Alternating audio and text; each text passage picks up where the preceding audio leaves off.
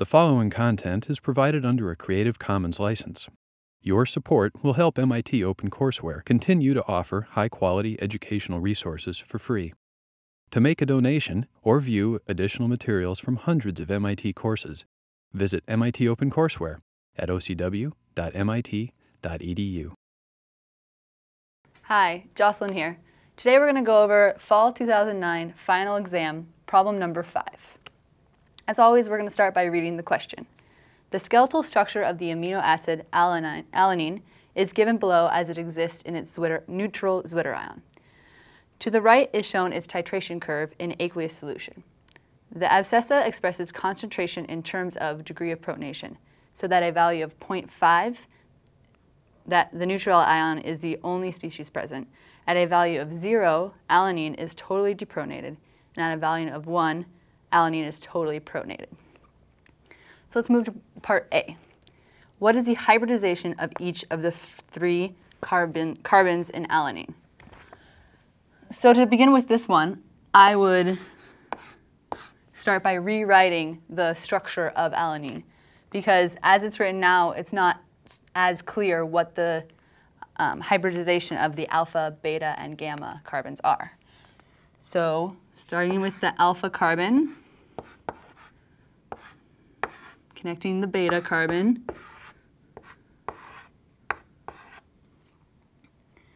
and here is the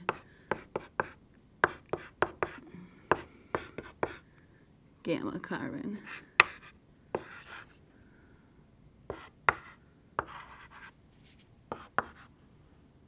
And of course, we don't want to forget the amine group.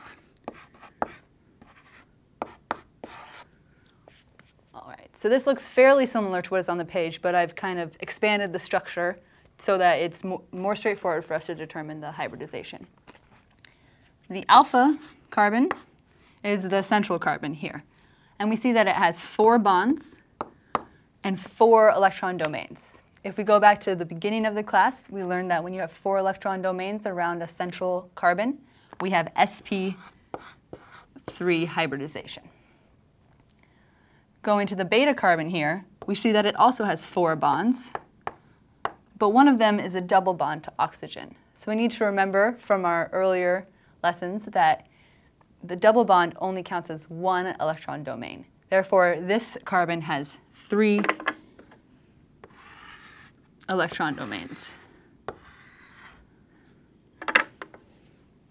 And going back to our hybridization rules, we know that this gives us an sp2 hybridization. Lastly, we have our gamma carbon, and it gives us 1, 2, 3, 4 bonds and 4 electron domains. Therefore, our gamma is also sp3 hybridized. This problem on the final is dealing with first beginning material, but then in part B and C we're going to move on to the material we've learned more recently. So moving to part B, we now are dealing with the titration curve that is given to us. So this looks hopefully fairly similar to what is on your page. And the question is asking us to indicate on the titration curve, 1, the pKa for protonation of the zwitterion, 2, the pKa for deprotonation of the zwitterion, and 3, the isoelectric point. So before we start that, let's talk a little bit about this titration curve here. What is it showing us? What is it depicting? What I like to do is we see that we have 2 buffered regions. That right off the bat should tell you that there are 2 different equilibriums going on. There are 2 different protonation, deprotonation reactions. So I'm going to split this right down the middle here.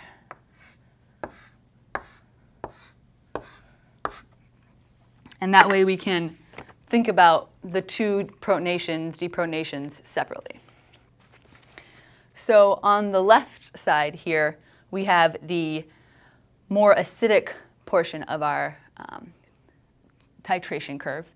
And even if you didn't quite understand his description of the abscissa, we know that because this side, the solution has a lower pH, it's going to be dealing with the more protonated species of the alanine. This, on the right side, we have the higher pH, so we're going to have a more deprotonated alanine on this side. And he already told us that we had the zwitterion in the middle. So next to 0.5, we're going to write a generic term for a neutral acid, right? If we look back to our structure, we see that we have the neutral zwitterion has one acidic proton here on the amine group, and it has a neutral charge. So that's why I'm going to depict that zwitterion as HA. Moving to the left, more acidic portion of the titration curve, we know that there's a protonation going on. So I'm going to write that as H2A+, right? Because whenever we add a proton, we're adding a positive charge. And then at the more basic side, we have doubly deprotonated alanine. And so we have just our backbone, which I'm going to call A, and a negative charge. So from the question, we should know that this is true, correct? Because he told us that we have the totally protonated alanine on the left side, we have the zwitterion in the middle at 0.5, and we have the totally deprotonated on the right side. Okay, what else can we know from this titration curve? Or what can we add to it so that we can understand it a little bit better? Well, let's write down the equilibrium reactions that are happening that make this buffer region here. On the left side, we have the doubly protonated alanine going to proton plus the zwitterion. And that's what's creating this buffered pH region. On the right side here, we have the zwitterion in equilibrium with, again, a proton and the doubly deprotonated alanine. These are things that are true for any titration curve you see. Depending upon the number of protonations, the number of times you have a buffered region might change, but for each buffered region, you can always determine an equilibrium constant that is causing that stability in pH. Okay, now let's go to the question. We need to determine the pK, we need to indicate on the curve the pKa of both this equilibrium equation and this equilibrium reaction. So to do that, we hopefully will remember the Henderson-Hasselbalch equation. And that gives us a relationship between the pH of the solution and the pKa of the acid that's in solution. So writing down the Henderson-Hasselbalch equation,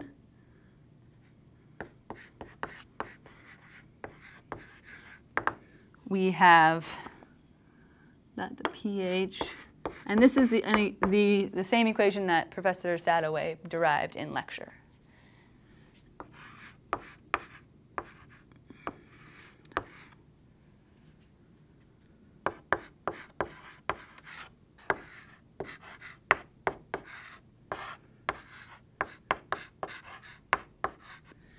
And here I've written it in the most generic form, right? But no matter what our equilibrium species are, we just know that we put the more basic species on top and the acid that got deprotonated on the bottom. So for the first point of this, we are looking for the pKa of the protonation of the zwitterion. So we know that it's an equilibrium between the doubly deprotonated and, sorry, these don't need concentration, and the zwitterion, right? That is the equation we're looking at. So let's write down our Henderson-Hasselbalch for that. And I'm going to call this pK1 just to keep them separate.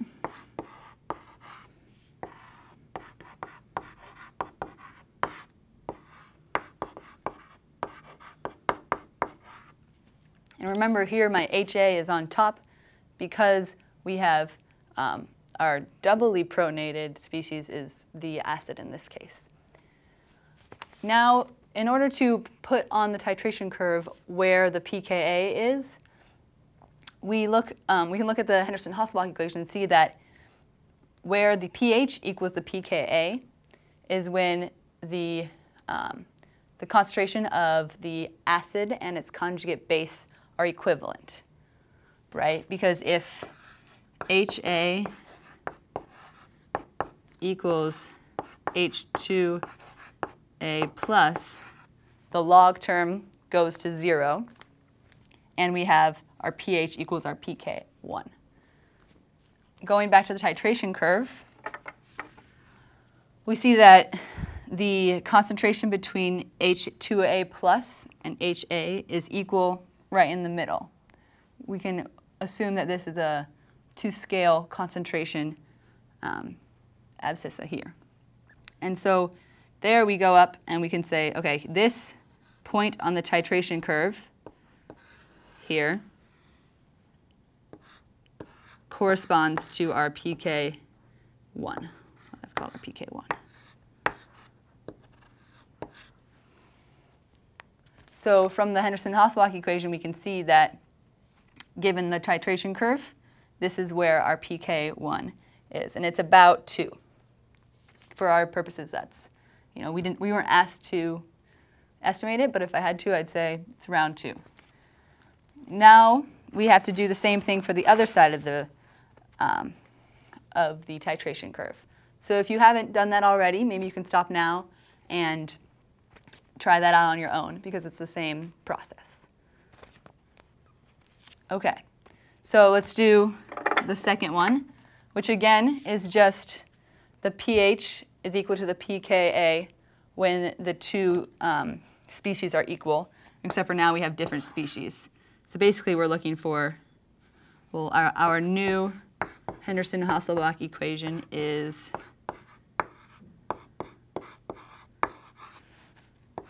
with using the new equilibrium reaction, our doubly deprotonated alanine is now on top, and our zwitterion is on the bottom. So this might be a little confusing because we have the same species going from the top to bottom in our Henderson-Hasselbalch equation. But remember that we're always talking about the acid is in the denominator and the conjugate base is in the numerator here. But either way, we again want to look for where the pH equals the pK2, and so our zwitterion concentration will equal our doubly deprotonated alanine. And that occurs right here.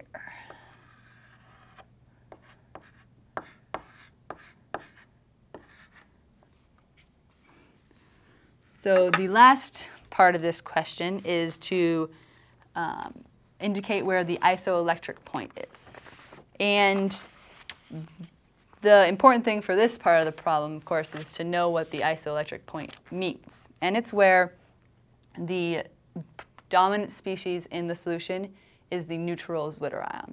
And Professor Sadoway already told us where that is, and it is where we're at 0.5 here, which we've already indicated as the zwitterion is dominant. And so we just can go up here and circle that, and we can call that's number 3. So you didn't have to go through all of the work I did. If you were familiar with the titration curve, you could have simply put these down, but understanding where these points come from is quite important for understanding acid-base chemistry and how amino acids work. All right, so let's move to part C.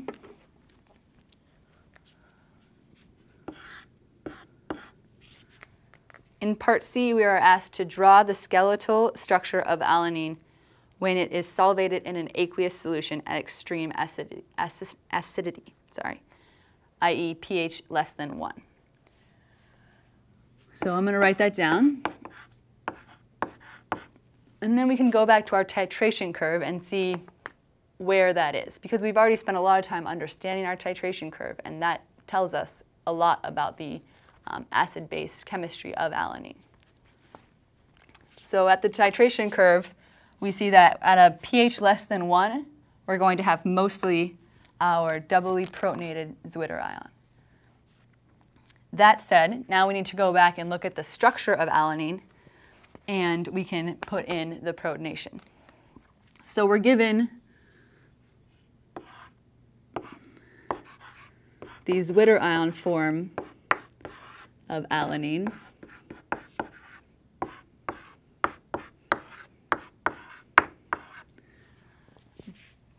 But at very low acidity, high acidity, low pH, this carboxy group is going to be protonated.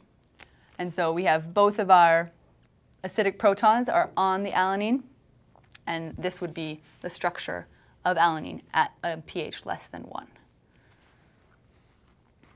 Now moving to part D, we are asked, for an aqueous solution of alanine, calculate the ratio of the concentration of neutral alanine, Zwitter ion, to the concentration of deprotonated anion when the pH is 8.091. So a couple things I would write down. pH equals 8.091, and we are asked for the ratio of the concentration of the Zwitter ion to the doubly deprotonated anion. When we're asked for this, hopefully you think first, Henderson-Hasselbalch. I can use that, right? We're given a pH. We can find the pKa, and we're asked for the ratio and concentrations. So let's write down the Henderson-Hasselbalch equation again.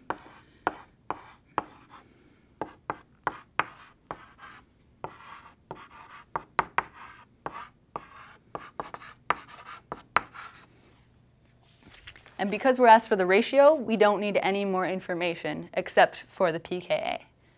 Luckily, from part B, we know what the pKa is of this equilibrium between the Zwitter ion and the doubly deprotonated anion. So moving back to your titration curve, we see that the pKa is roughly 10. It doesn't need to be, our estimation doesn't need to be exact, but if it's in the ballpark range, then you have the right idea. So I'm going to write that. We can plug that in just down here.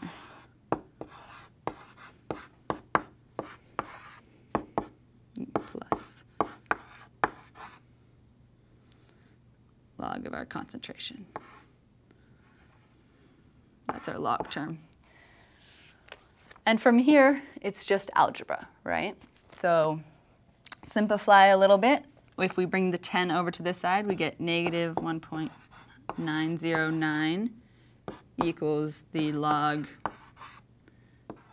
of A minus over,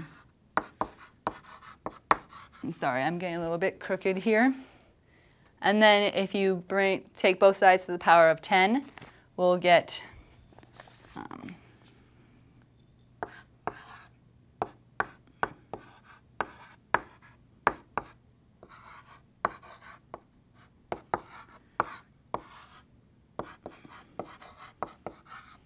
the ratio equal to this. And if we take the reciprocal of this, we'll get a nicer answer. We'll get HA over A minus, and it won't be a fraction over here. So I suggest that you do that, and you'll see that our final answer is, let's put it right here, 81.1 to 1, the ratio of our zwitterion to the doubly deprotonated anion. And then you've answered all parts of the problem.